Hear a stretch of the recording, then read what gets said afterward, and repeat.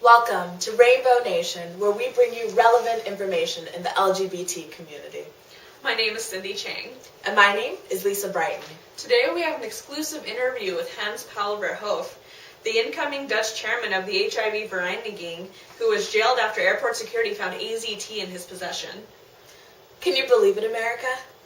HIV-infected tourists are not allowed in the United States. First they came for the communists, the trade unionists, and now our HIV-infected brothers and sisters. I know, Lisa, it's unbelievable. The ban was instated in 1987 in the U.S., but the U.S. is not the only country in the world to have instated this ban. Right.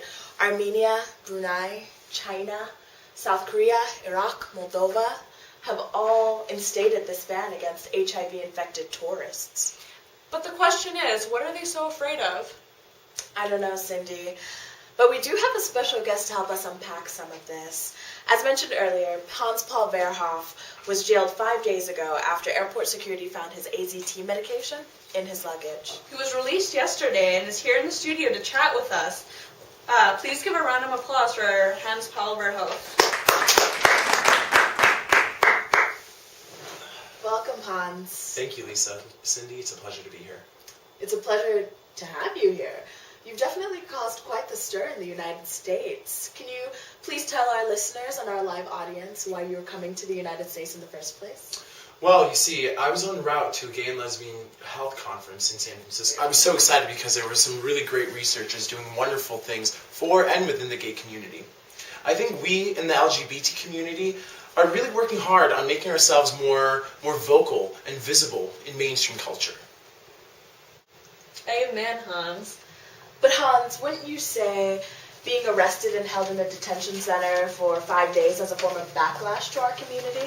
I mean, it's the 90s, and when people hear AIDS, they automatically think gay. So to me, when this kind of law is passed, I wonder about the motives. I wonder whether this ban is using gays and lesbians as a scapegoat to elicit fear and stigma. You know, I think you're actually onto something. When I filled out my visa, I intentionally checked no for having HIV. Because I knew about this absurd law, and more so, I knew there would be no way for me to enter the U.S. if I had checked yes. Here's the thing, though. Having HIV and being HIV positive is not like having a cold.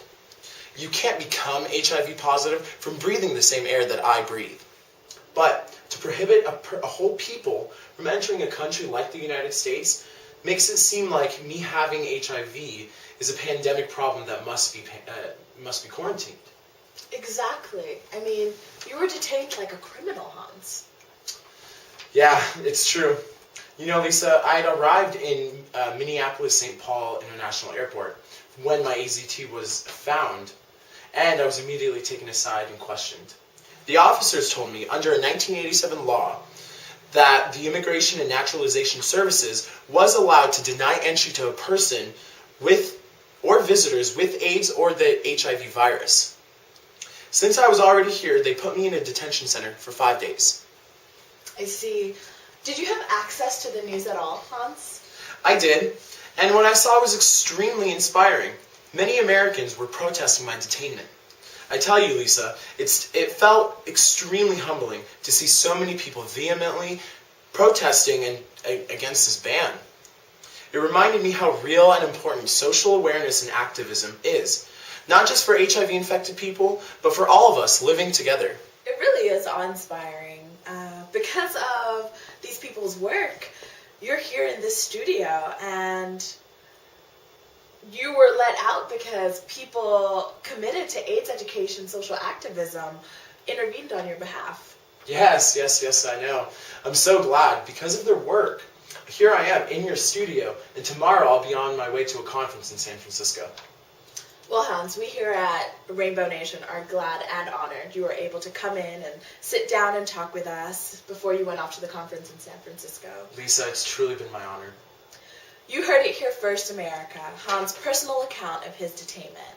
So like we always say, Rainbow viewers, stay informed, stay positive. And most importantly, stay gay.